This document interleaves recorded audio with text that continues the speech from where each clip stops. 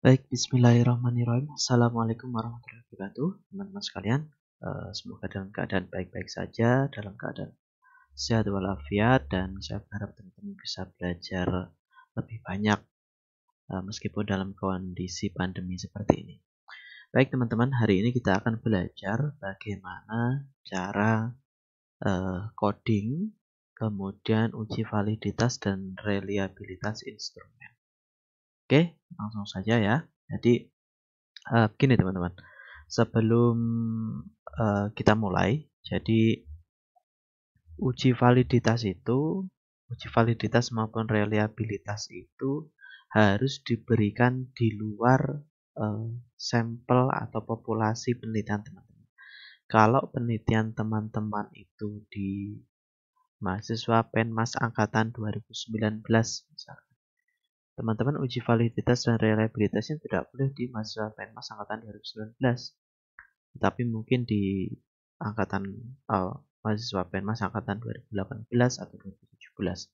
Jadi sasaran penelitian harus berbeda dengan sasaran uji validitas dan reliabilitas. Ketika angketnya sudah diuji coba dan dinyatakan valid dan reliable, baru angket itu diberikan pada sampel sasaran penelitian teman-teman. Idealnya seperti itu ya. Oke, kita akan belajar mulai dari coding terlebih dahulu. Apa sih coding itu? Jadi teman-teman, ketika teman-teman menyebarkan angket untuk diuji coba, teman-teman kan pasti akan mendata ya. Nah, ini saya punya contoh data. Penelitian saya ini pengaruh literasi finansial terhadap tingkat ketahanan keluarga. Nah, ini ada indikatornya 1-4, ini ada indikatornya 1-10. Nah, ini sama seperti instrumen yang kita pelajari di pertemuan kemarin ya. Jadi ini dimasukkan responden 1. Nah, di sini ya, responden 1. Nah, di sini terlihatnya sampai berapa? Idealnya adalah 30, teman-teman. Jadi sampel itu idealnya 30. Tetapi ketika teman-teman tidak bisa menggunakan 30 sampel untuk uji validitas dan reliabilitas, teman-teman bisa menggunakan berapapun sebenarnya, tapi saran saya adalah 30 ya. Lebih bagus atau lebih pas. Nanti untuk materi jumlah sampling atau jumlah untuk uji coba validitas dan reliabilitas akan saya beri tambahan nanti. Oke, baik, kita lanjutkan kembali ya. Nah, coding teman-teman, kembali ke Excel untuk decoding ya. Jadi responden 1 sampai, kalau saya 30 ya, ini mungkin di layar tidak terlalu kelihatan. Jadi saya menggunakan 30 responden. Nah, sebenarnya idealnya berapa? Idealnya ya tergantung situasi dan kondisi. Kalau saya, berdasarkan dari guru-guru saya, itu menggunakan 30 untuk sampel. Tapi kan kadang-kadang ada yang tidak memungkinkan, karena memang satu populasi itu tidak ada 30. Jadi bagaimana? Nah, nanti akan saya jelaskan di pembahasan setelah ini. Kita fokus pada codingnya dulu. Nah, angka 3, 2, 1, 4, dan lain sebagainya itu kita ambil dari nilai skala dari masing-masing indikator kemarin di instrumen. Kalau 5 itu sangat setuju, 4 setuju, 3 netral, 2 tidak setuju, 1 sangat tidak setuju. Nah, itu kan tidak mungkin menggunakan bahasa sangat setuju, SS, S, kan enggak seperti itu. Tapi di kuantitatifkan atau di convert atau diganti menjadi sebuah angka.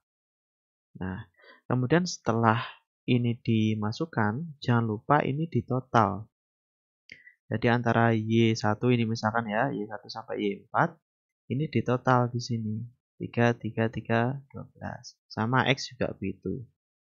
3, 4, dan lain sebagainya sampai ini di total. Pakai rumus sum itu ya. Nah, nanti terakhir sampai berapa jumlah responden teman-teman ya. Kalau saya menggunakan 30 seperti yang saya sampaikan tadi. Kemudian ketika ini sudah, teman-teman kopikan saja. Ini di blok beserta yang total ya. Blok Ctrl C atau klik kanan. Ini di blok. Kemudian copy atau Ctrl C. Nah, masuk pada SPSS. Nah, saya masuk SPSS dulu ya. Ini sebenarnya saya pengennya SPSS itu, ternyata laptop saya tidak terlalu kuat untuk membuka SPSS secara live. Nah, kita masuk di SPSS-nya. Nah, begini tampilannya teman-teman ya. Tampilan SPSS. Nah, nanti ketika masuk ke sini teman-teman pastekan saja tadi yang copy dari Excel tadi, dipastekan di SPSS. Ketika sudah dipaste, kemudian masuk di data view. Klik aja data view. Nah, teman-teman rubah di sini. Ini Y1, Y2, ini indikator ya, indikator Y, ini indikator X. Misalkan begitu. Dan jangan lupa ini ada Y total dan X total. Ini dimasukkan. Ini banyaknya seberapa tergantung dari indikator teman-teman atau pertanyaannya teman-teman kemarin. Sesuai dengan instrumen ya. Kalau yang ini menggunakan nilai nilai ujian atau dan lain sebagainya, masukkan juga. Kopikan saja nanti di sini di kode nilai gitu atau hasil. Kemudian X-nya di uji validitas. Begitu ya. Untuk yang menggunakan hasil belajar berupa nilai, itu nggak perlu diuji validitas dan reliabilitasnya. Cukup yang ada di angket ya. Berarti X-nya saja. Y-nya kan kalau misalkan pengaruh motivasi terhadap hasil belajarnya, motivasinya aja yang diuji validitas dan reliabilitas. Hasil belajarnya nggak usah, karena itu nggak perlu diuji validitas, karena memang sebuah nilai, tidak perlu diuji. Kemudian lanjut ya.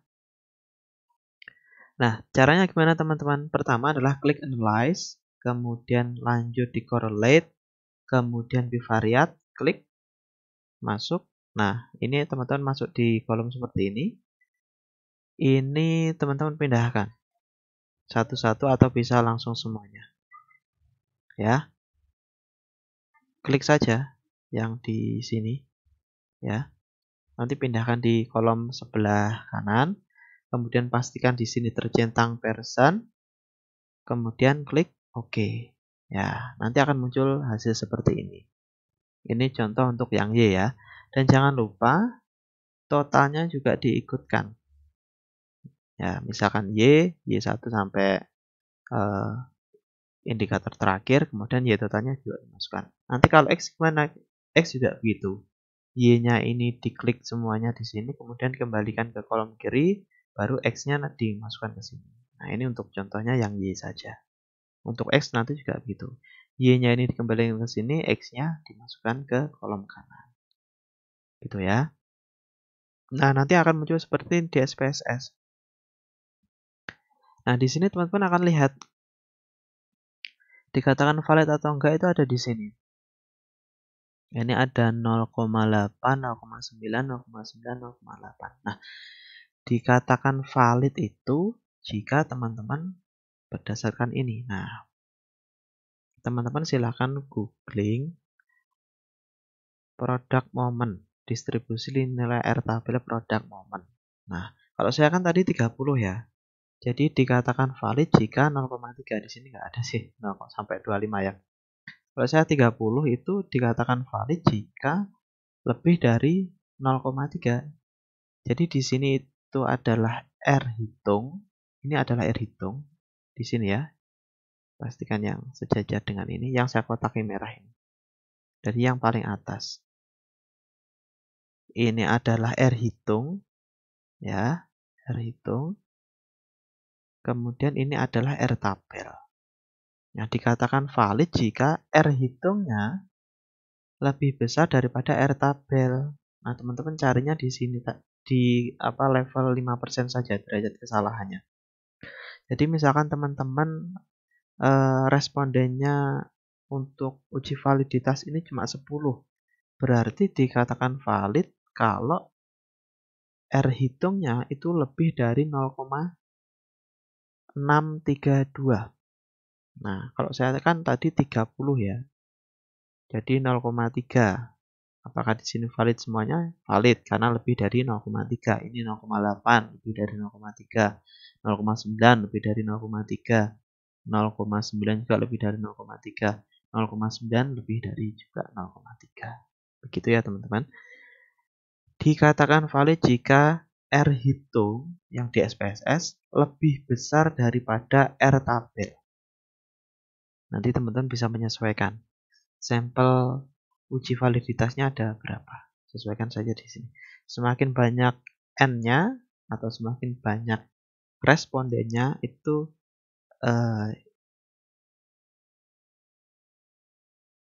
R hitungnya itu lebih kecil, ya. Validitasnya lebih kecil. Jadi makin banyak respondennya semakin lebih bagus gitu. Kalau menurut saya sih lebih efektif lah, ya. Tapi tergantung keadaan teman-teman ya. Kalau keadaan teman-teman tidak memungkinkan 30 ya pilih saja di sini. Ini N30 ini adalah contoh yang dari saya tadi ya. Saya kan N-nya 30. Jadi dikatakan valid ketika di atas 0,3. Tapi kalau teman-teman di sini sampelnya adalah 10, respondennya 10, berarti dikatakan valid jika lebih dari 0,632. Oke, paham ya sampai situ? Nanti ini di copy aja hasilnya, klik kanan copy gitu di Excel, di paste di Excel, kemudian yang lain dihapus saja ini. Sisakan Y1 dan ini. Y2 dengan ini. Y3 dengan ini. Nah, nanti diberi keterangan ini valid, valid, valid, valid. Nah, ini untuk yang Y, yang X caranya sama. Ya, ini untuk uji validitas. Kalau uji reliabilitas bagaimana? Nah, ini uji reliabilitas. Uji reliabilitas itu caranya teman-teman masukkan yang ini yang X tadi ya. Sorry, ini masih masih yang X tadi, uji validitas. Ini yang X ya. Ini valid, valid, valid, valid di atas 0,3. Ini ada nggak yang kurang dari 0,3? Oh, masih 0,3 semuanya. Karena N saya adalah 30. Jadi harus lebih dari 0,3. Seperti ini tadi ya, contohnya ya. Nah, kita masuk uji reliabilitas instrumen. Caranya analyze, scale, reliability analysis. Kemudian pindahkan semua indikator dari X maupun Y. Kemudian pindah ke kanan ke kolom sini, tapi totalnya jangan diikutkan. X total maupun Y total. Nggak usah diikutkan. Oke, setelah itu klik statistik dan scale if item deleted ini dicentang, kemudian continue. Dan kemudian pastikan modenya adalah alpha, ini kepanjangan dari alpha cronpach. Kemudian klik OK. Nah, nanti akan muncul reliability statistik. Ini berapa? Dikatakan valid kalau lebih dari 0,6. Ya. Ada banyak pandangan, tapi kita belajarnya di sini dikatakan dikatakan reliable jika datanya atau nilai dari cronpach alfanya itu lebih dari 0,6. Ya, ada yang bilang 0,7 boleh. Nah, tapi yang saya pelajari pada saat kuliah, pada saat buku-buku yang saya baca, dan beberapa orang yang saya anggap kompeten dalam hal statistik, ini dikatakan valid boleh kalau lebih dari 0,6. Dikatakan reliable ketika lebih dari 0,6. Nah, itu teman-teman ya. Penjelasannya untuk uji validitas dan reliabilitas. Dan pastikan ya teman-teman, ketika menguji validitas dan reliabilitas, sasarannya harus berbeda.